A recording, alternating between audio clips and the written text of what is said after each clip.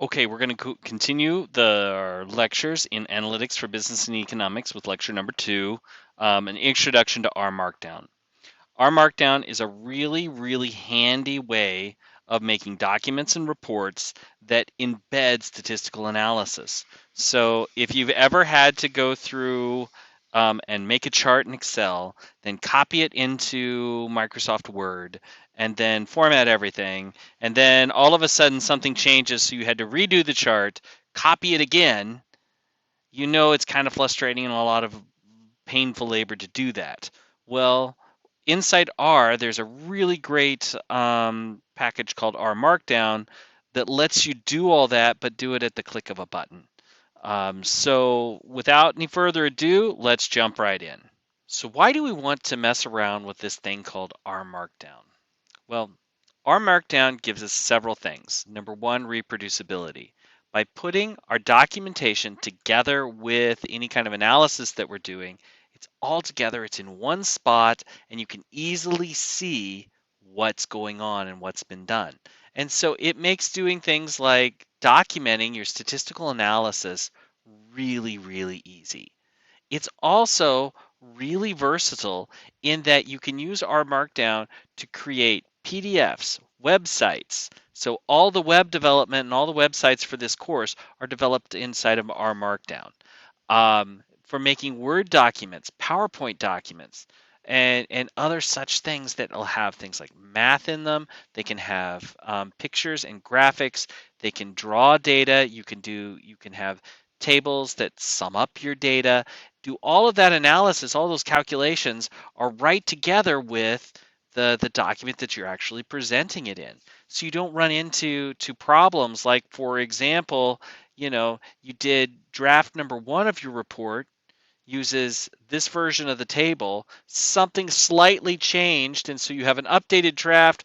Oh, but that table didn't get updated because, it was one of 100 tables in that update that all had to be updated because of a tiny little change.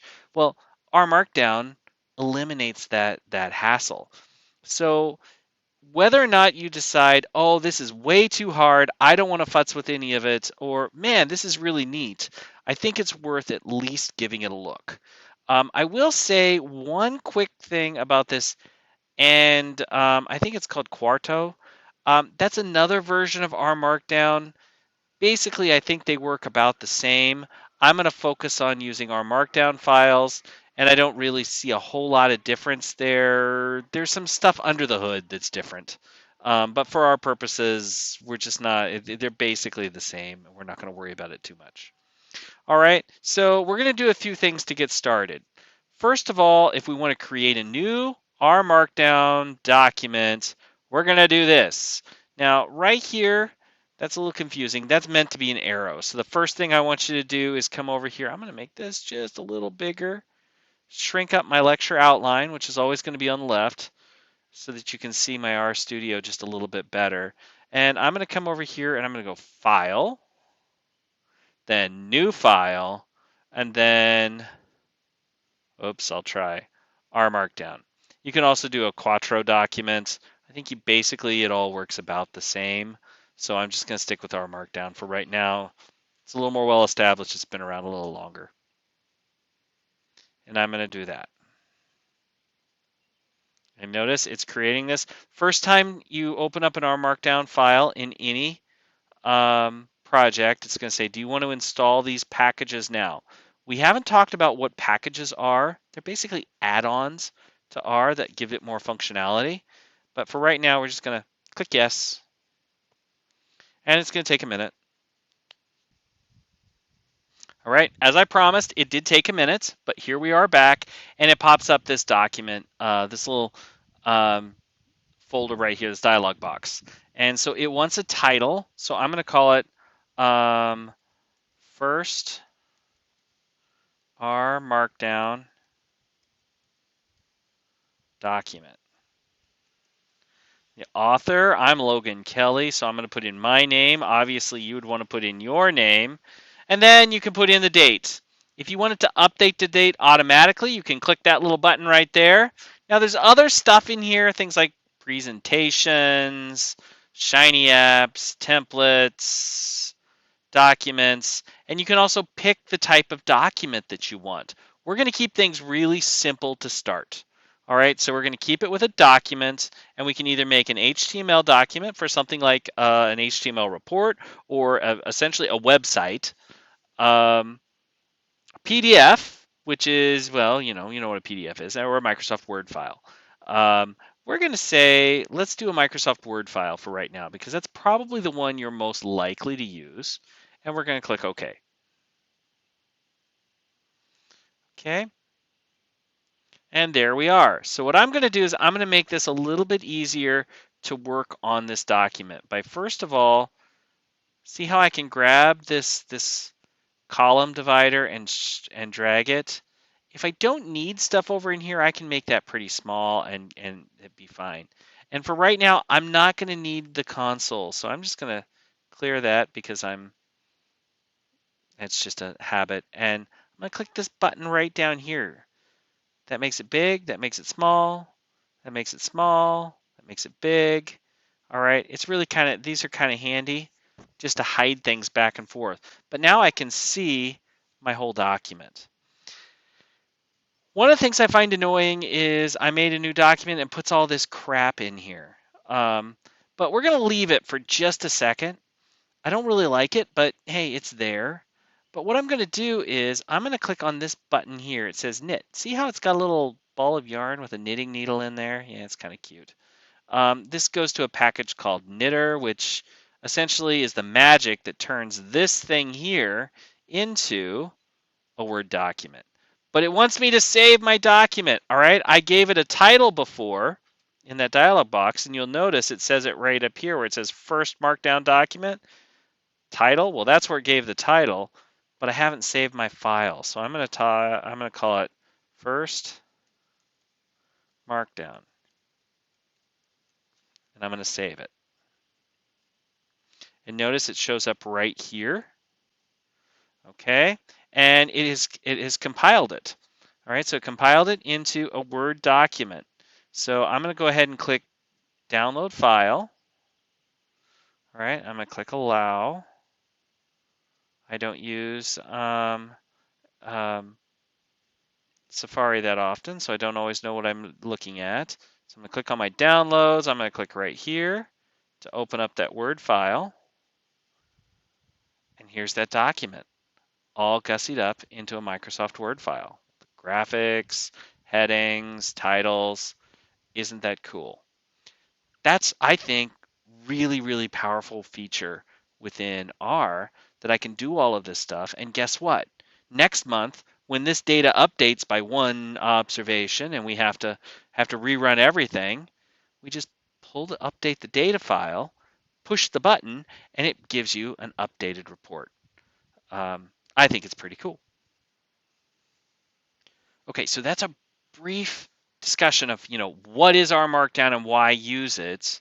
Now let's get a little more understanding of what's going on in this file. Now, when it makes that new RMarkdown file, it puts all of this junk in here. I don't really like this junk being in here because I don't need any of this. I wanted to type it myself. But it's trying to give you an example of what you can do with R. So I like to just get rid of all of that. This part up here, though, that it puts in, I like to leave that be, at least for now. And we'll talk more about this when we get just a little bit deeper. But before we do, I want to talk about the next thing. So a little bit of understanding this layout. First of all, there's this part right up here. This is called the YAML. I sometimes call it YAML. I have no idea what YAML stands for, and frankly, it feels a little silly. It's the preamble to the document. It has some basic information: the title of the document, who wrote the document, the date that you want the document written. And remember, I said update the date automatically. That's why it's putting in this fancy gunk. Otherwise, you could just put the date in. In fact, you don't even have to put a date here. You could put any text you want. But for right now, we'll put in the date. And then I'm telling it its output, I want it to be a Word document. And that's how it knew to make a Microsoft Word document. I'm actually going to change this real quick from a Word document to an HTML document. All right. And if I click knit, here we go. It pulls it up just fine.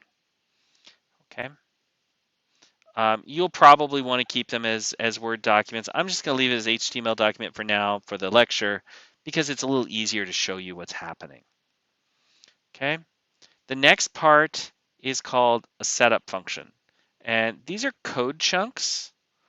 Code chunks are bits of R code that are embedded right in your document. And the way R knows it's a code chunk is, and let me just make a very simple one. I'm going to come over here to this little button that says C for chunk, click R, and boom. It starts out with these 3 backticks. Now, what the heck is a backtick? That's this button right up here. It's right under the escape key, right by the 1 key. It's right up in the top. This button we're going to use a lot. We're going to use a lot in this class. You may never have used that button much before, but the top of this is the tilde. It's a wavy dash, and the bottom of it is the backtick. So if I come in here and hit that button, I get a backtick. If I hit shift in that button, I get a tilde. We're going to use both of those characters, but 3 backticks, then a curly bracket is what that's called, R, and then a closed curly bracket, tells the computer that this is the beginning of an R code chunk. So it should send everything after this to the R compiler. All the way up until we hit 3 backticks at the bottom, and that ends the code chunk. All right, so this is the beginning, that's the end. Okay? Easy peasy. This setup code chunk just has a bunch of stuff that you put for options for your paper. A lot of times what I like to put in here is this is options like, do I want the code in my code chunks to actually show up every time do I want to show up each time I compile it? So if I put in here print hello world, and I compile this, I knit it,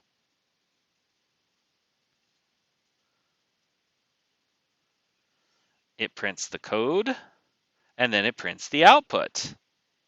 Easy enough.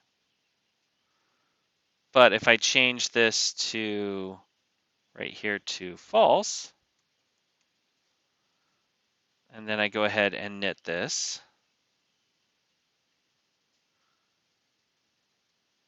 it just prints the output. You can see. So I can pass little options like that in here. I also, whenever we load packages, I like to put them up here and so on and so forth. We'll talk a little bit more about that a little bit later. Then we have the actual text. All right. Oops, I spelled world wrong. W-O-R-L-D. All right, there we go. So hello world. That's just text in your document. That's made for humans to read. The computer won't try to do anything with that besides, just type it out. So if I bring that up, there you are. It just writes out some hello world stuff. Okay. So next, compiling the document, you can press Control-Shift-K. I think it's Command-Shift-K on a Mac, or you just hit the little knitting needle. I like to hit this little knit button because, well, the little knitting needle and ball of yarn makes me happy. Okay, so bingo. RMarkdown is just a version of a markdown language called Markdown, which is basically makes it easier to format stuff like a web page or whatever. So you can start out with things like headers. So with headers, if I use the pound sign, now this is confusing. We will talk about comments in a subsequent lecture. So inside a code chunk, that pound sign makes for a comment. Outside of the code chunk, that means heading level 1. All right, in other words, you'll get big if you put 2 like this right here, you're going to get heading level 2. Not quite as big. Heading level 3, there you go. And I have a rule of thumb when I'm writing. If I need more than 3 levels of headings, I need to think about my organization. But, 4 would be a 4th level heading and whatnot. You can add emphasis. If I put double asterisk around text, it makes it bold. If I put single asterisk around a text, it makes it italic. Lists, I can do those with asterisks or dashes. So I could do something like this to make a list. 1, 2, 3, bing, just like that. And if I compile it, I'm going to get a bulleted list.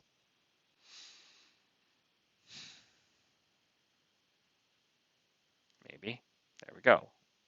Bing. If I wanted a numbered list, I could do the same thing with numbers. But what's really neat about the way it does numbers is I could do 1, and then say I don't want to keep track of the numbers. I don't have to do 2. I could just do 1, right? Or 3, just like this. So it's just a number and then the dot, and then it's going to give me a numbered list. So I could do it 1, 2, 3, just like this, or I could do it like this. Either way, they're going to give me the same result.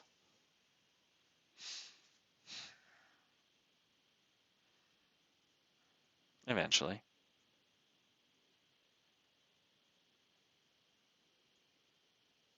Oops, there we are. See, 1, 2, 3, bing. And what's cool about that is, if I want to reorder them, I can just cut and paste. Well, maybe I can cut and paste. There we go. Now I cut and paste. There. Bing. Easy peasy. If I renode that, it's gonna be 1, 2, 3, with 2 being 1, and that's confusing, and we're gonna stop with that right now because I'll be all confused. All right, links, similar kind of thing. Notice I can put the thing I want to show up in square brackets, followed by the web address in parentheses, and I get a link. If I clicked on that, it would take me to UWRF's website. Images, I put a dollar sign in front, or a exclamation point in front of that. My caption for my image, it's my alternative text, and then where I find my image. And looky there. Boom, we did a great job. All right, I can also do things like block quotes. That's just an angle bracket, and then type my quote out. And there's other issues. So for more advanced features, I have some suggestions. Number 1, if you really need to do something for class, let me know. You can ask me, although I'm not really going to ask you to do a whole lot of formatting in this and whatnot. That's really not what the class is about. I do want you to have just a little familiarity with this, with RMarkdown, because it's a really powerful tool. But, we're not going to dig too deep into it. We're going to stick mostly with the statistics. But the next thing I would say is, here is, a really good book. It's online. All you have to do is Google RMarkdown, the definitive guide, and it will take you right to it. And you can read all you want to about how to do stuff in RMarkdown. The only thing I will say about RMarkdown is there is some limitations to the amount of formatting you can do. If you run into a point where you can't figure out how to do something, there's a good chance it's just because RMarkdown doesn't do it yet. So, all right. In any event, so RMarkdown, or in our conclusion, RMarkdown integrates our code, commentary, and output into a single reproducible document. It's really handy. Enhances our communication and collaboration, and allows us to work in multiple formats. So you can print it out in both. In fact, an example of that is your syllabus. I have your syllabus set up as an RMarkdown file, and I will compile it one way to make it a web page, and then I just click a button and compile it a different way to make it a PDF. So I only write it once, but I can put it into 2 different formats, and I can do it really easily. And what's nice about that is if I make a change, I don't have to remember to change both documents and end up having, contradictions. So there you go. All right, in any event, we'll talk to you next time.